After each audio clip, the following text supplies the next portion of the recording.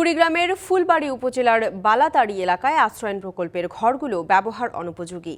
এর মধ্যে শতাধিক পরিবার আশ্রয়নের ঘর ছেড়ে অন্যত্র চলে গেছেন, বাকিরা আছেন নিদারুণ কষ্টে।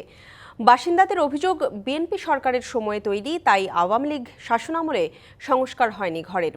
তবে উপজেলা নির্বাহী কর্মকর্তা আশ্বাস দিয়েছেন দ্রুততম সময়ে সংস্কারের। গৃহহীন ও নদী ভাঙনের শিকার মানুষের জন্য 2004 সালে কুড়িগ্রামের ফুলবাড়ী উপজেলার বালাতাড়ি এলাকায় আশ্রয়ন প্রকল্প তৈরি করে তৎকালীন সরকার। সেখানে 180টি পরিবার মাথা গোঁজার জন্য 2টি করে আধা পাকা টিনের ঘর ও 2.5 কাঠা জমি পায়। তাদের সুবিধার্থে টিউবওয়েল, কমিউনিটি ক্লিনিক ও মসজিদ সহ প্রয়োজনীয় স্থাপনা নির্মাণ করা হয়। তবে সময়ের পরিক্রমায় ঘর ও অবকাঠামো নষ্ট হতে থাকে। সংস্কারের জন্য সংশ্লিষ্টদের কাছে ধর্ণা দিলেও বরাদ্দ তো মেলেইনি, উল্টো শুনতে হয় কটূক্তি। যে কারণে 100টি পরিবার আশ্রয়ন প্রকল্প ছেড়ে যায়। বাকিরা বসবাস করছে নিদারুণ কষ্টে। মাঠের অলরাউন্ডার আমি, আর ঘরের allrounder Tilex. Tilex toilet cleaner, clean মানেই টাইলক্স।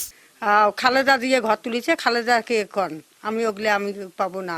চেয়ারম্যান থেকে আরম্ভ করে উপজেলা পর্যন্ত দৌড়েছি, টিউনো পর্যন্ত দৌড়েছি, কোনো কাজ হয় নাই। জর্জীর্ণ ঘর অবকাঠামো সংস্কার করে ব্যবহার উপযোগী করে গড়ে তোলার দাবি বাসিন্দাদের। গা ভিজে যায়, বিছনা ভিজে যায়, বাচ্চা কোচ্চা নিয়ে থাকি, পলিথিন উপরে দিয়ে থাকি, অনেক কষ্টে আছে। কাগজ ঢাকি দিয়ে থাকি, বিছনা জড়ো করে থাকি, এই কষ্টই থাকি 12টা মাস। ঘরগুলো মেরামতের জন্য সংশ্লিষ্ট দপ্তরে আবেদন করা হয়েছে বলে জানালেন এই প্রশাসনিক কর্মকর্তা।